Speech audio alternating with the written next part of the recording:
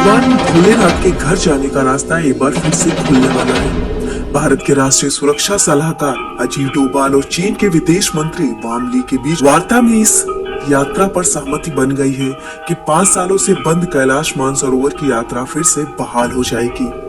कैलाश पर्वत एक विशालकाय पिंड है जो 100 छोटे पिरामिडों का केंद्र है।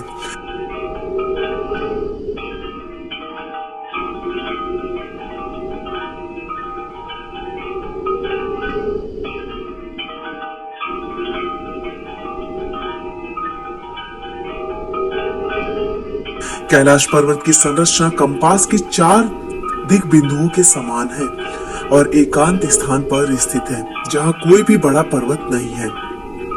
कैलाश पर्वत समुद्र तट से 22,068 फुट ऊंचा है और हिमालय से उत्तरी क्षेत्र में तिब्बत में स्थित है। चूंकि तिब्बत चीन के अधीन है, अतः कैलाश चीन में आता है।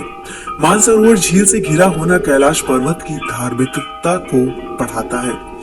यहाँ चारों तरफ कल्पना से भी ऊंचे बर्फीले पहाड़ हैं, जैसे कुछ पहाड़ों की ऊंचाई 3,500 मीटर से भी अधिक है। कैलाश पर्वत की ऊंचाई तो लगभग 22,028 फुट है। इस कैलाश पर्वत की 4 दिशाओं में 4 नदियों का उद्गम हुआ है। ब्रह्मपुत्र, सिंधु, सतलज व करनाली। इन नदियों से ही गंगा, सरस्वती सहित चीन की अन्य नदियां भी निकलती हैं। कैलाश की चारों दिशाओं में विभिन्न जानवरों के मुख है, जिसमें से नदियों का उद्गम होता है। पूर्व में अश्वमुख, पश्चिम में हाथी मुख, उत्तर में सिंह का मुख और दक्षिण में मोर का मुख है। कैलाश मानसरोवर के पास ही याम द्वार है। यहीं से होकर कैलाश स्पर्श स्थान तथा कैलाश जी की परिक्रमा शुरू करनी होती है। यम द्वार से करीब 12 किलोमीटर की यात्रा प्रारंभ होती है। सुनसान रास्ते के दोनों तरफ पथरीले और बर्फ से ढके पहाड़ दिखाई देते हैं। दोनों पहाड़ों के बीच बर्फ की नदी अपने अस्तित्व का एहसास कराती है। कैलाश की संपूर्ण परिक्रमा लगभग 50 किलोमीटर की है, जिसे यात्री प्राय 3 दिनों में पूरा करते हैं। यह परिक्रमा कैलाश शिखर के चारों ओर के कलाकार पैच, कैलाश शिखर के चारों ओर के कमलाकार शिखरों के साथ होती है। कैलाश शिखर अस्पृश्य है। यात्रा मार्ग से लगभग 2.5 किलोमीटर की सीधी चढ़ाई करके इसे स्पर्श किया जा सकता है। यह चढ़ाई पर्वतारोहणों के लिए विशिष्ट तैयारी के बिना संभव नहीं है। वहीं आप जानते हैं इसके इतिहास के बारे में। मानसरोवर झील लगभग 320 वर्ग किलोमीटर के क्षेत्र में फैली हुई है। इसके उत्तर में कैलाश पर्वत तथा पश्चिम में रक्षातल झील है। संस्कृत शब्द मानसरोवर मानस तथा सरोवर को मिलकर बना है, जिसका शाब्दिक अर्थ होता है मन का सरोवर। कहते हैं मानसरोवर वह झील है जहां माता पार्वती स्नान करती थी और मान्यता के अनुसार वह आज भी करती है। वैज्ञानिक कहते हैं यह अभी तक रहस्य है कि ये झीलें प्राकृतिक तौर पर निर्मित हुई हैं या किसी पैच या इन्हें बनाया गया है।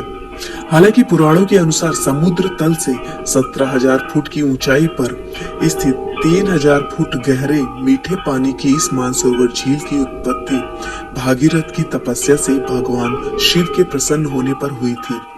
पुराणों के अनुसार भगवान शंकर द्वारा प्रकट किए गए जल के वेग से जो झील बनी, कालांतर में उसी का नाम मानसरोवर हुआ।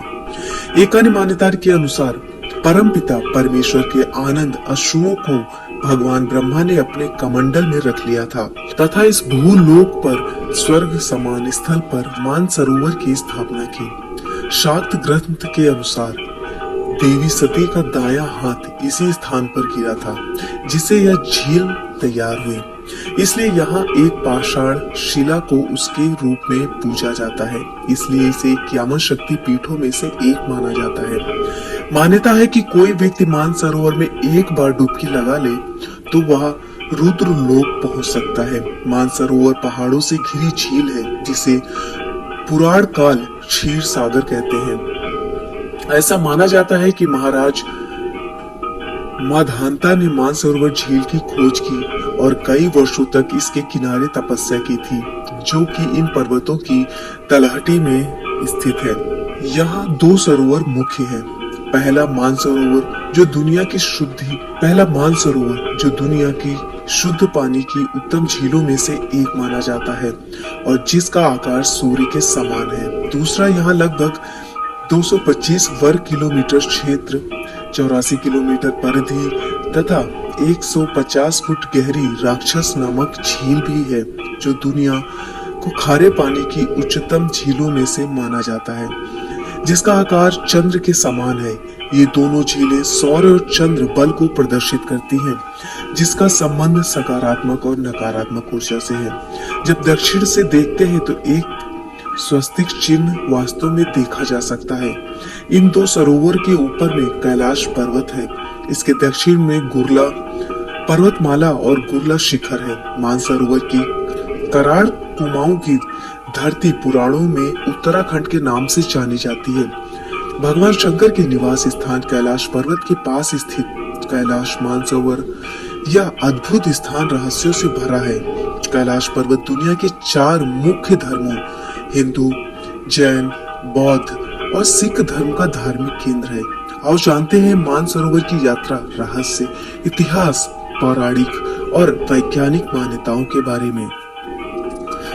पौराणिक मान्यताओं के अनुसार इसी के पास कुबेर नगरी है। यहीं से महाविष्णु के कर कमलों से निकलकर गंगा कैलाश पर्वत की चोटी पर गिरती है, जहां प्रभु शिव उन्हें अपनी जटाओं में भर धरती में निर्मल धारा के रूप में प्रवाहित करते हैं। कैलाश पर्वत के ऊपर स्वर्ग और नीचे मृत्युलोक है। शिव पुराण, स्कंद पुराण, मत्स्य पुराण आदि में कैलाश खंड नाम से अलग ही अध्याय है, जहां इसकी महिमा का गुणगान किया गया है। कैलाश पर्वत पर साक्षात भगवान शंकर विराजे हैं, जिसके ऊपर स्वर्ग और मृत्युलोक है। इसकी बाहरी परिधि 52 किलोमीटर है। मानसरोवर पहाड़ों से घिरी झील है, जो पुराणों में क्षीर सागर के नाम से भी जाना जाता है। क्षीर सागर कैलाश से 40 किलोमीटर की दूरी पर है। वह इसी में शेष शैया पर विष्णु व लक्ष्मी विराजित हो पूरे संसार को संचालित कर रहे हैं। यह क्षीर सागर विष्णु का अस्थायी निवास है। कैलाश पर्वत के दक्षिण भाग को नीलम, पूर्व भाग को क्रिस्टल, पश्चिम को रूबी और उत्तर को स्वर्ण रूप में माना जाता है। इस पावन स्थल को भारतीय दर्शन के हृदय की उपमा दी जाती है, जिसमें भारतीय सभ्यता की झलक प्रतिबिंबित होती है। कैलाश पर्वत की तल छठी में कल्प वृक्ष लगा हुआ है।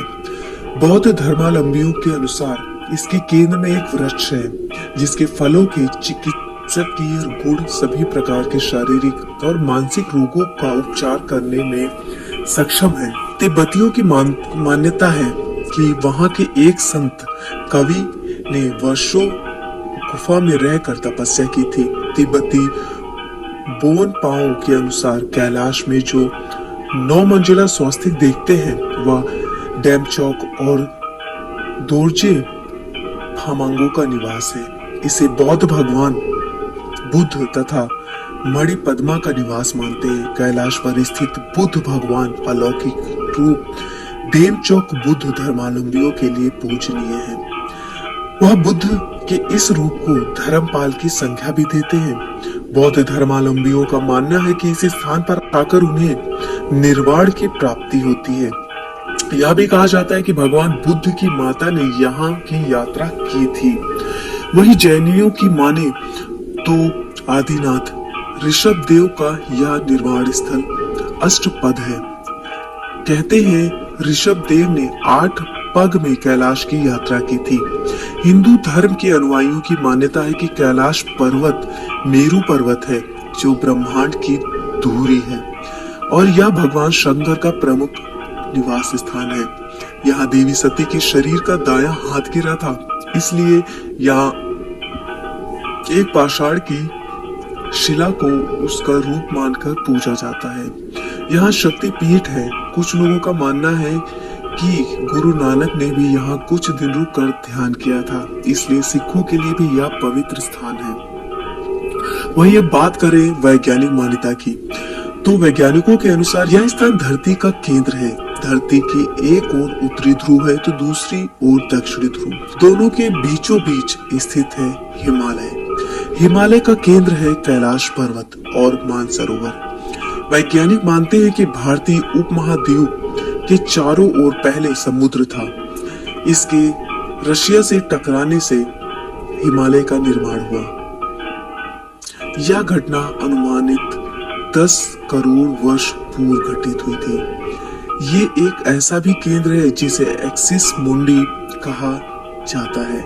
एक्सिस मुंडी यानी दुनिया की नाभि या आकाशीय ध्रुव और भौगोलिक ध्रुव का केंद्र है। यह आकाश और पृथ्वी के बीच संबंध का एक बिंदु है जहां 10 दिशाएं मिलती हैं। रशिया के वैज्ञानिकों के एक्सिस मुंडी वह स्थान है जहां अलौकिक शक्ति का प्रवाह होता है और आप उन शक्तियों के साथ संपर्क कर सकते हैं। कैलाश पर्वत और उसके आसपास के वातावरण पर अध्ययन कर चुके रशिया के वैज्ञानिकों ने जब तिब्बत के मंदिरों में धर्म गुरुओं से मुलाकात की तो उन्होंने बताया कि कैलाश पर्वत के चारों ओर एक अलौकिक शक्ति का प्रवाह है जिसमें तपस्वी आज भी आध्यात्मिक गुरुओं के साथ टेलीपैथिक संपर्क करते हैं। यदि आप कैलाश पर्वत या मानसरोवर झील के क्षेत्र में जाएंगे तो आपको निरंतर एक आवाज सुनाई देगी, जैसे कि कहीं आसपास में एरोप्लेन उड़ रहा हो, लेकिन ध्यान से सुनने पर यह आवाज डमरू या ओम की ध्वनि जैसी होती है। वैज्ञानिक कहते हैं कि हो सकता है यह आवाज बर्फ के पिघलने की हो और यह भी हो सकता है कि प्रकाश और ध्वनि के बीच इस तरह का समागम होता है कि यहाँ से ओम की आवाजें सुनाई देती हैं। दावा किया जाता है कि कई बार कैलाश पर्वत पर 7 तरह की लाइटें आसमान में चमकती हुई देखी गई हैं। नासा के वैज्ञानिकों का मानना है कि हो सकता है कि ऐसा यहाँ के चुंबकीय बल के कारण होता हो। यहाँ का चुंबकीय बल आसमान से मिलकर कई बार इस तरह की चीजों का निर्माण कर सकता है। वहीं हिमालय वासियों का कहना है कि हिमालय पर यति मानव रहता है। कोई इसे भूरा भालू कहता है, कोई जंगली मानव तो कोई हिम मानव। वैज्ञानिकों ने इसे निडर थल मानव मानते हैं। विश्व भर में करीब 30 से ज्यादा वैज्ञानिकों ने दावा किया है कि हिमालय के बर्फीले इलाकों में हिम मानव मौजूद है। यह भी कहा जाता है कि यहाँ आसपास दुनिया का सबसे दुर्लभ मृग कस्तूरी मृग है। इस मृग की कस्तूरी बहुत ही सुगंधित और औषधीय गुणों से युक्त होती है, जो उसके शरीर के पिछले हिस्से की ग्रंथि में एक पदार्थ के रूप में होती है। वहीं अब बात करते हैं कि अगर आप यहाँ जाना चाहते हैं तो इसकी यात्रा कैसे कर सकते हैं। तो आपको बता दें, यह यात्रा उत्तराखंड, हिमाचल, सिक्किम और नेपाल के काठमांडू से प्रारंभ होती है। इसमें सिक्किम के नाथुला दर्रा से जाना सबसे सुरक्षित है। यदि आप कैलाश मानसरोवर जा रहे हैं तो आपको 75 किलोमीटर पैदल मार्ग पर चलने और पहाड़ियों पर चढ़ने के लिए तैयार रहना होगा। इसके लिए जरूरी है कि आपका शरीर मजबूत हो और हर तरह के वातावरण और थकान को सहन करने वाला हो। यदि नाथुला दर्रा से यात्रा करते हैं तो 10-15 किलोमीटर तक ही पैदल चलना होगा। यहाँ पर ऑक्सीजन की मात्रा काफी कम होती है, जिससे सिर दर्द, सांस लेने में तकलीफ आदि परेशानियां प्रारंभ हो जाती हैं। यहाँ का तापमान 0 से नीचे -2 सेंटीग्रेड तक हो सकता है, इसलिए ऑक्सीजन सिलेंडर भी साथ होना जरूरी है। साथ ही मुंह से बजाने की एक सीटी व कपूर की थैली आगे पीछे होने पर सांस भरने पर उपयोग की जाती है। आवश्यकता सामग्री, गर्म कपड़े आदि रखें और अपनी शारीरिक क्षमता के अनुसार घोड़े पिट्ठू कराएं। शारीरिक क्षमता के अनुसार घोड़े पिट्ठू किराए से लें। यह यात्रा भारत और चीन के विदेश मंत्रालयों द्वारा आयोजित की जाती है। इधर इस सीमा का संचालन भारतीय सीमा तक कुमाऊं मंडल विकास निगम द्वारा किया जाता है, जबकि तिब्बती क्षेत्र में चीन की पर्यटक एजेंसी इस यात्रा की व्यवस्था करती है। अंतर्राष्ट्रीय नेपाल तिब्बत चीन से लगे उत्तराखंड के सीमावर्ती पिथौरागढ़ के धारचूला से कैलाश मानसरोवर की तरफ जाने वाले दुर्गम 76 किलोमीटर पैदल मार्ग के अत्यधिक खतरनाक होने के कारण यह यात्रा बहुत ही कठिन मानी जाती है। लगभग 1 माह चलने वाली इस पवित्र यात्रा में काफी कठिनाइयां भी आती हैं। अक्टूबर से अप्रैल तक इस क्षेत्र के सरोवर व पर्वतमालाएं दोनों ही हिमाच्छिद रहते हैं। सरोवरों का पानी जम कर ठोस रूप में वो जम जाता है। जून से इस क्षेत्र के तापमान में थोड़ी वृद्धि शुरू होती है। नेपाल के रास्ते यहाँ तक पहुँचने में करीब 28 से 30 दिन का समय लगता है। अर्थात यह यात्रा यदि कोई व्यवधान नहीं हुआ तो घर से लेकर पुनः घर तक पहुँचने में कम से कम 45 दिनों की होती है। नाथुला दर्रा से जाने के लिए आप सीधे सिक्किम पहुंचकर भी यात्रा शुरू कर सकते हैं। कैलाश मानसरोवर यात्रा के लिए नाथुला दर्रा भारत और तिब्बत के बीच एक बड़ा आवाजाही का गलियारा था, जिसे 1962 के युद्ध के बाद बंद कर दिया गया। नाथुला दर्रा से जाने के लिए आप सीधे सिक्किम पहुंचकर भी यात्रा शुरू कर सकते हैं। कैलाश मानसरोवर यात्रा के लिए नाथुला दर्रा भारत और तिब्बत के बीच एक बड़ा आवाजाही का गलियारा था, जिसे 1962 के युद्ध के बाद बंद कर दिया गया था, लेकिन मोदी सरकार के प्रयासों से यह पुनः खोल दिया गया है। आप वायु मार्ग द्वारा काठमांडू तक पहुंचकर यहां से सड़क मार्ग द्वारा मानसरोवर झील तक जा सकते हैं। कैलाश तक जाने के लिए हेलीकॉप्टर की सुविधा भी ली जा सकती है। काठमांडू से नेपालगंज और नेपालगंज से सिमिकोट तक पहुंचकर वहां से हिल्सा तक हेलीकॉप्टर द्वारा पहुंचा जा सकता है। मानसरोवर तक पहुंचने के लिए लैंड क्रूजर का भी प्रयोग कर सकते हैं। काठमांडू से लहासा के लिए चाइना एयर वायु सेना उपलब्ध है, जहां से तिब्बत के विभिन्न कस्बों शिंगाटे, ज्ञानतसे, लहत्सगे, प्रयागराज पहुंचकर मानसरोवर यात्रा पर जा सकते हैं। कहीं से भी जाएं, आप कुछ किलोमीटर पैदल चलना ही पड़ता है। हिंदू धर्म में मान्यता है कि कैलाश पर्वत मेरु पर्वत है, जो ब्रह्मांड की धुरी है। गुरु नानक देव जी ने भी यहाँ ध्यान किया था। मान्यता है कि पर्वत स्वयंभू है। कैलाश मानसरोवर हमारी सृष्टि जितना प्राचीन है। मानसरोवर झील का उद्गम ब्रह्मा जी के मानस में हुआ था। उन्होंने इसे धरती पर स्थापित किया। मान्यता है कि कैलाश पर्वत पर भगवान शिव और पार्वती निवास करते हैं। इस स्थान को 12 ज्योतिर्लिंगों की तरह ही श्रेष्ठ माना जाता है।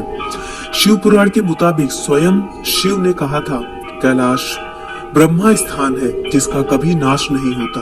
भागीरथ गंगा को स्वर्ग पर लाए तो शिव ने कैलाश पर ही गंगा को अपनी जटा में धारण किया। शाक्त ग्रंथ के अनुसार देवी सती का दायां हाथ भी इसी स्थान पर गिरा था, जिसे झील तैयार हुई। मान्यता है कि ब्रह्म मुहूर्त में मानसरोवर किन्नर ऋषि मुनि स्नान करने आते हैं। कहते हैं कि कोई व्यक्ति अगर मानसरोवर में एक बार डुबकी लगा ले तो वह रुद्रलोक पहुंच जाता है, जैसा हमने पहले भी बताया। तो मानसरोवर की धरती को छू ले वह ब्रह्मलोक पहुंच जाता है। जो यहाँ का पानी पी ले उसे भगवान के बनाए स्वर्ग में जाने का अधिकार मिल जाता है। वहीं इसके भूगोल की बात करते हैं तो ये जगह समुद्र तल से 22,028 फुट की ऊंचाई पर स्थित है। ये 32 मील में फैला है। पवित्र कैलाश चारों ओर से 5 पवित्र बौद्ध गुफाओं से घिरा हुआ है। कैलाश मानसरोवर झील की ऊंचाई समुद्र तल से 14,850 फुट पर है। इसकी बाहरी परिधि 85 किलोमीटर है। इसकी अधिकतम ऊंचाई लगभग 300 फीट और ये करीब 200 वर्ग किलोमीटर को घेरा करता है। इसके साथ राक्षस ताल भी है, जो करीब 224 वर्ग किलोमीटर में फैला है, जो हमने पहले ही बताया है आपको। रावण ने यहाँ पर शिव की आराधना की थी, इसलिए इसे राक्षस ताल व रावण हृदय भी कहते हैं। एक छोटी नदी गंगा चू दोनों झीलों को जोड़ती है। इस ताल में पूजा पाठ और स्नान वर्जित है। इस झील का रंग भी काला है। 4 बड़ी नदियां का उद्गम भी यही होता है। सतलज तिब्बत में इसे लानचेन खम्बाब के नाम से जानते हैं, मतलब हाथी के मुंह से निकलने वाली नदी। कांगड़ी कालचक्र के अनुसार इसका नाम गंगा है, जो पश्चिम दिशा की तरफ बहती है। करनाली तिब्बती में इसे मेपचा खम्बाब कहते हैं। कांगड़ी कालचक्र के अनुसार इसका नाम सिंधु है। इसका मौजूदा भारतीय नाम करनाली है। ये दक्षिण दिशा की ओर बहती है, जो भारत में सरयू और फिर घाघरा बन जाती है। ब्रह्मपुत्र तिब्बती में इसे तामचोक खम्बाब कहते हैं, यानी घोड़े के मुंह से निकलने वाली नदी। कांगड़ी कालचक्र के अनुसार इसका नाम पंगशु, भारतीय नाम ब्रह्मपुत्र। ये पूर्वी छोर से निकलती है। सिंधु तिब्बती नाम सेंगे खंबाब है। इस शेर के मुख से निकलने वाली नदी मानी जाती है। कांगड़ी काल चक्र के अनुसार इसे सीता का नाम दिया गया है। भारतीय नाम इंडस या सिंधु है। इसे उत्तर दिशा में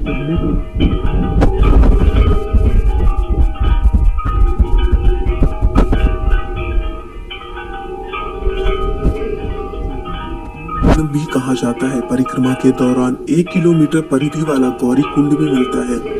यह कुंड हमेशा बर्फ से ढका रहता है, मगर तीर्थयात्री बर्फ हटाकर इस कुंड के पवित्र जल में स्नान करना नहीं भूलते हैं।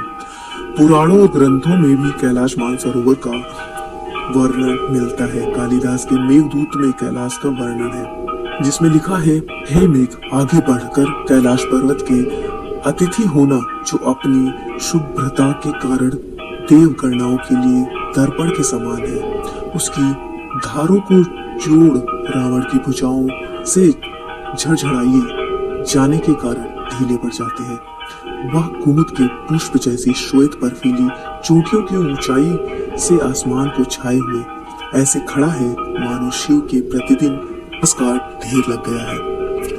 बौद्ध तथा पाली ग्रंथों में मानसरोवर अनोपता तथा अनवत्ता के नाम से वर्णित है, जिसका अर्थ है बिना ताप वाली और बिना कष्ट वाली झील। मानसरोवर झील का जल जितना मीठा है उतना किसी और नदी सरोवर का नहीं है।